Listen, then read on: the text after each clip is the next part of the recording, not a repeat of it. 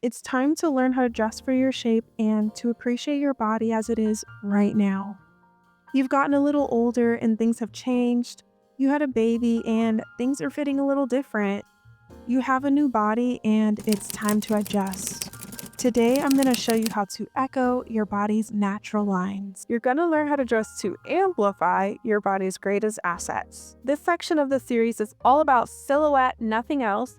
If you're curious to learn about fabric, color, aesthetics, all the little nuances to personal style, you're in the right place. However, I do have a style archetype quiz. It's crazy accurate. It takes about 3 minutes. It's linked in the description.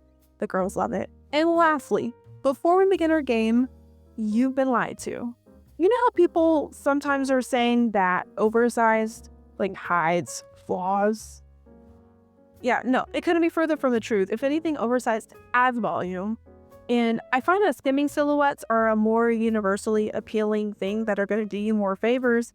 They're timeless and very forgiving. We don't do fruit charts over here. Now, let's get into this 2-part exercise. For part 1, we're going to need good, natural lighting. Relax. Take a deep breath if you need to. You're going to have to be so brutally honest with yourself here.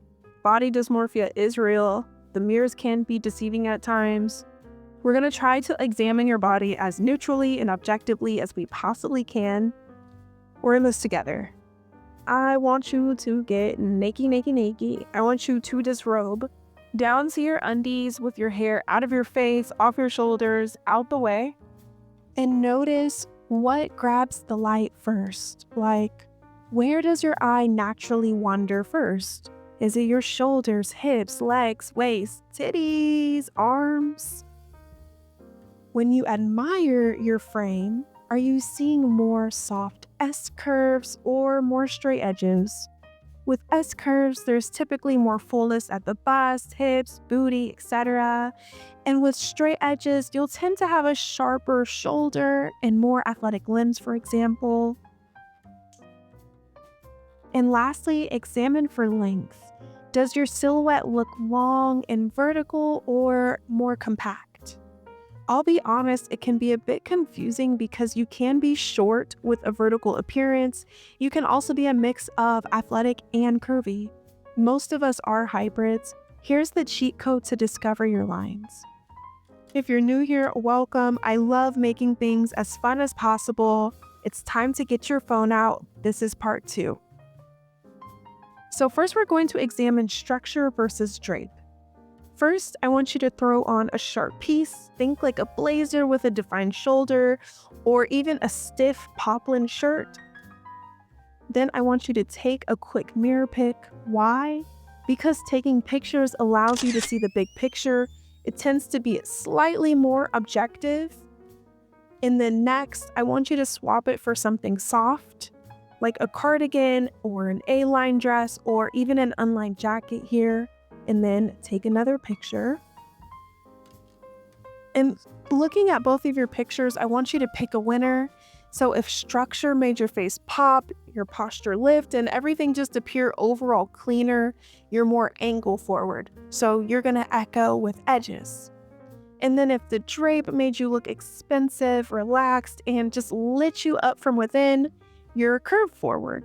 So you're going to echo with flow.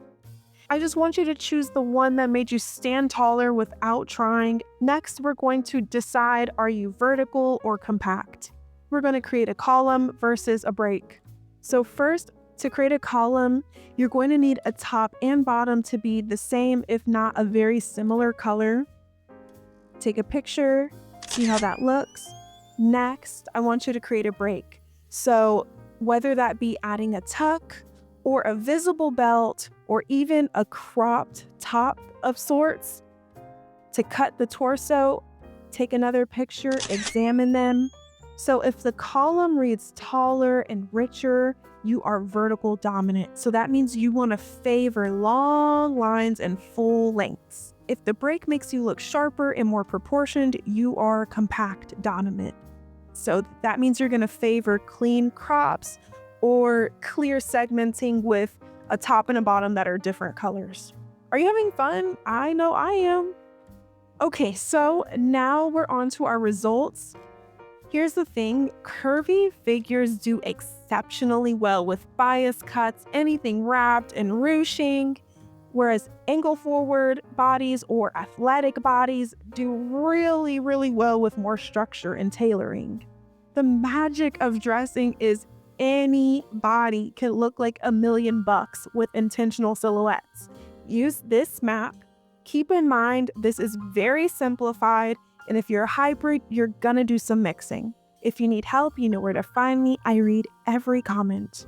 Screenshot this, save it for later. I'm gonna give you a few seconds to review in peace.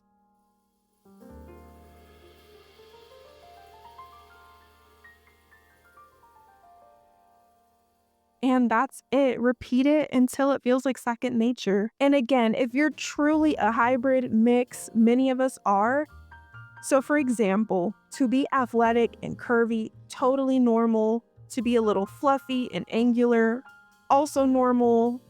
Basically, where you're curvy or fluffy, let it flow. Where you're angular, choose structure.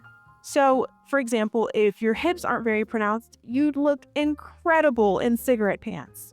Or if you have a smaller bust, I've noticed strappy details look so pretty on you. Or if you're vertical leaning with shorter legs, you'd look great with high waist anything. The thing is, your body isn't a problem to solve, it's a sound to amplify. I'm thinking part 3, if y'all are down, we'll talk about negative space, like using your skin and simplicity so your best features get louder without you doing more. But in between that, we're going to do an expensive taste test because I am sick and tired of these brands taking our money in exchange for literal trash. Holla at me. I love you so, so much. Take care. I'll see you cutie pies in the next one. Bye.